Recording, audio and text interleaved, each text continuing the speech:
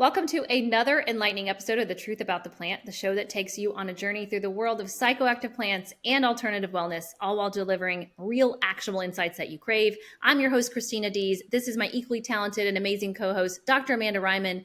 Dr. Ryman, you get to tell them why we're here. Well, we're here because it can be so difficult to find trusted information about cannabis on the internet. You might Google a question, an important health question, and you're going to get a bunch of different responses. Many of them completely contradict each other. And it can be really tough to get to the bottom of it and to really understand what is the truth. So we're here to give you just that. We're not here to sugarcoat anything. We're not here to be doomsday people. We're here to give you the objective information so that you know how to use cannabis safely and effectively. You can get what you need in 15 minutes or less and get on with your day. You can think of us as your really cool aunties or your kick-ass granddaughters who will do nothing but tell you the absolute truth. That's right. We're going to shoot you straight. And today we're embarking on a wild ride through the hazy history of medical marijuana in the U.S. From the Marijuana Tax Act of 1937 to the Controlled Substances Act, and even cannabis being used as a medicine until 1942, get ready for a story that's more mind-blowing than your first hit of the good stuff. So buckle up and prepare to be enlightened because we have some seriously interesting tales to tell. So I thought we would start with, what is the history of medical marijuana in the U.S.? Young people coming of age in 2024 may never have known a time when medical cannabis was not available in the U.S., just like I don't have experience with alcohol prohibition. So what can you tell us about the beginnings of medical cannabis in the U.S.? Well, last Saturday was 420, the day of cannabis celebration. And a lot of us older folks remember celebrating this holiday under the thumb of prohibition. As you said, young people coming of age and turning 21 today, especially here in California, may really have no sense of what it was like to not be able to just go into a store and buy cannabis once you turn 21. But it's really important that folks understand the history, right? It's like, what do they say? People who don't understand the mistakes of the past are doomed to repeat them. So I thought with 420 just happening, it's a good idea to take a look at the history of medical cannabis in the US and how we got to where we are today. So, cannabis has been used for thousands of years across the globe for therapeutic purposes, for healing purposes, for recreation purposes, for worship and sacrament purposes. And it was actually available in many medications in the United States in the early 1900s to the late 1930s. So companies like Pfizer and Bristol Myers Squibb and Eli Lilly had medications with cannabis in them.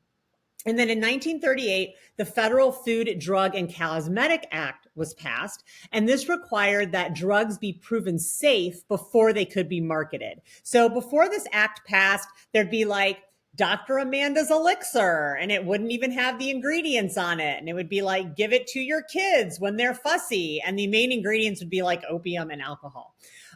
So this act was passed and basically said, look, if you're going to call something a medicine, you have to show that it is proven safe before it could be marketed.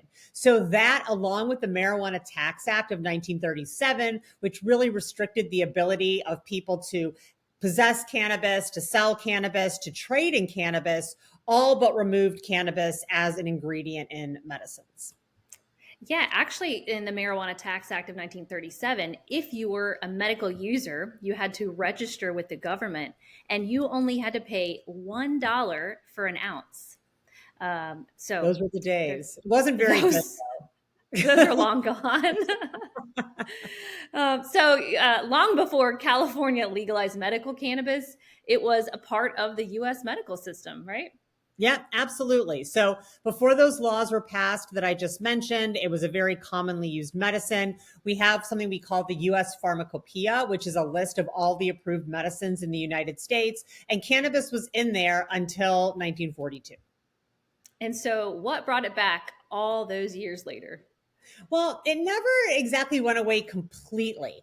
We say that it kind of fell out of favor in the 1930s and 40s and in the early 50s. It wasn't really used very often. When they passed the Marijuana Tax Act, there were a lot of racist tropes that were used against Mexican immigrants about the effect that marijuana would have on people, saying it would make them crazy, that it would turn them into murderers. And so this frightened the white folks that were living in the United States. And so they didn't really understand that the marijuana that was being discussed in that context was the same as the cannabis that was in their medicine. So when cannabis disappeared from their medicines, not too many folks were seeking out marijuana because of the things that they had heard that it kind of caused people to do. But, of course, a lot of people still continued to use cannabis as a medicine, even on the down low, and even though it was not legal to do so. And then in 1970, the Controlled Substances Act was passed. And this is what created the drug schedules for controlled substances. So you have to understand that at this time in 1970, there were a lot of things going on in the United States.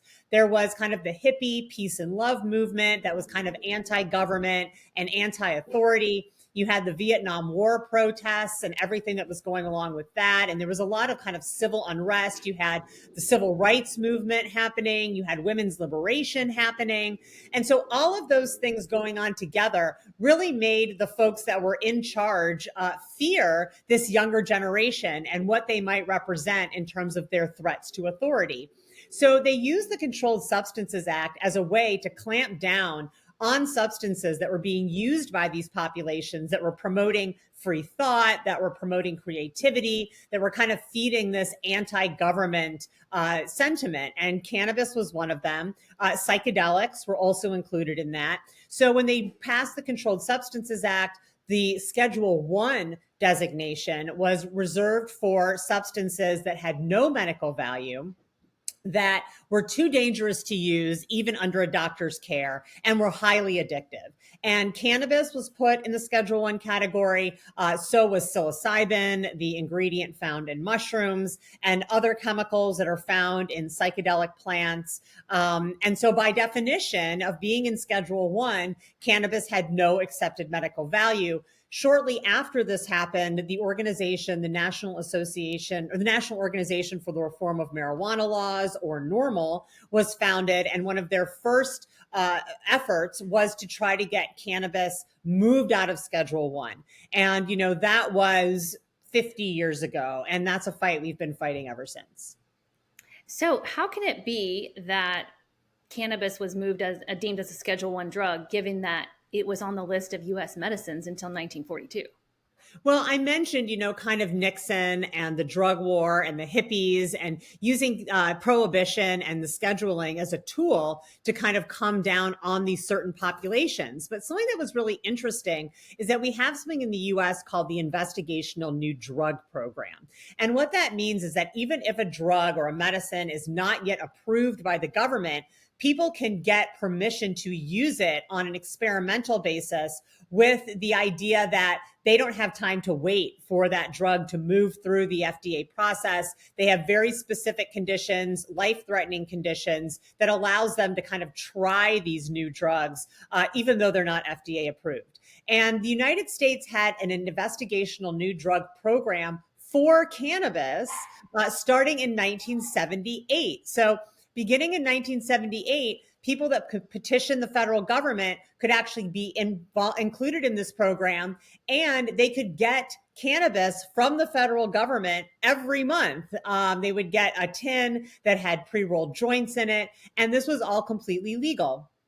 So this program went on until the 1990s because there was something that happened at this time that caused the program to get flooded with applications. And so then President Clinton shut the program down.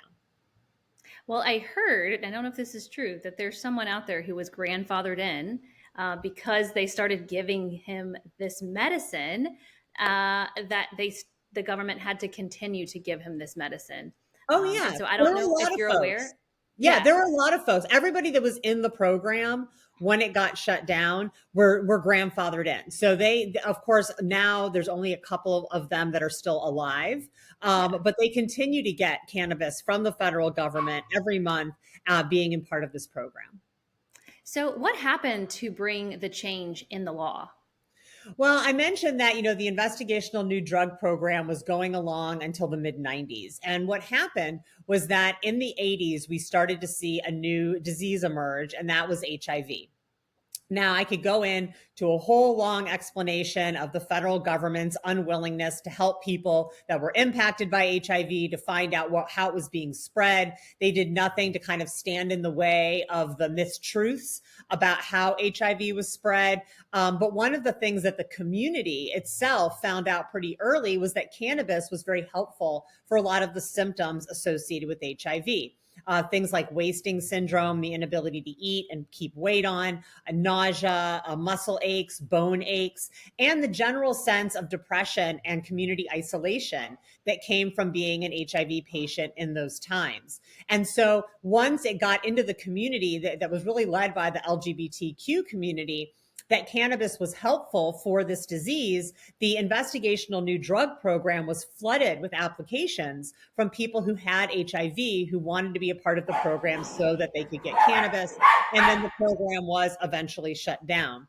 Now, one thing we really have to credit the modern medical cannabis movement with is the role of the LGBTQ community in pushing this forward. So, as I mentioned, there was a lot of community and social isolation going on with these folks. And so they found solace and comfort in each other. And they built very robust communities that took care of each other, that were caretaking communities. And one of the leaders of this community in San Francisco was a man named Dennis Perrone. His partner had AIDS, and he wanted the opportunity to give cannabis to his partner, to his community, and he did not want the police to interfere with that. So in 1992, he helped put Proposition P on the ballot in San Francisco. It was a lowest priority law. It wasn't legalization, but it basically said that the San Francisco police could not bother the medical cannabis distribution unless there were basically no other crimes to solve. It made it the lowest law enforcement priority for police. And then that morphed into Proposition 215 in California in 1996, which was the first state level proposition to allow the use of cannabis with a doctor's recommendation. And other states followed this lead, I assume? Yeah, absolutely. And, it's interesting because for so long, cannabis was demonized, but it took very vulnerable and sympathetic populations who needed it in order to start to get the public to change their opinion. So if you look at a lot of the early uses of medical cannabis besides HIV, it was things like cancer, things like childhood epilepsy. And so you had these individuals that were either dying of a fatal illness, or you had children that were suffering immeasurably from seizures. And so it was that kind of sympathy that got the public to say, we've heard these things about marijuana. It's from the 1980s and 90s. We heard it was this terrible thing. But if it's going to help somebody who's suffering then, maybe we're going to be okay with it. And now almost every state in the US has some kind of access to medical cannabis. Except North Carolina. We are still not on that list. You're But it working on is, I am working on it so hard. But it is still federally illegal and a Schedule One drug right now. Correct. Correct. Yeah. So cannabis is still not legal federally. It is still not technically, does not have accepted medical value in the eyes of the federal government. However, something pretty historic happened several months ago. The Department of Health and Human Services actually recommended that cannabis be rescheduled. Now, we could go into, maybe we'll do a show on the difference between rescheduling and descheduling. But what they recommended was that you move cannabis from Schedule 1 to Schedule 3. And even though this still makes it a fairly restricted medicine, it does, for the first time since 1970, admit that it does have valid medical value. And I think that that's really important. And so now that recommendation has gone to the DEA, and they're the ones that have the opportunity to come back and say whether they accept the move to Schedule 3 or whether they don't. It's taking a very long time. But it is taking a very long time. A very long It's time. taken us like 50 years to get to this point. So, yeah. So, Well, I know we have to wrap up this episode, but this was super informative and super interesting. I don't know about you, but I love this stuff, and it changed my view on cannabis even more so, just learning the history. So thank you for that. And as we wrap up this smoking hot discussion, remember, worrying is like a joint without the weed, totally pointless. So instead of stressing, let's keep the conversation going. Drop us a line at info@mypersonalplants.com. Share your thoughts, your highs, and even your occasional, am I doing this right moments? And for more green wisdom, keep your worries at bay. Don't forget to blaze through the vibrant YouTube collection. Hit the subscribe button, ring the notification bell to stay in the loop. Share this episode if you loved it. And until next time, stay lifted, stay green, and keep the questions sparking.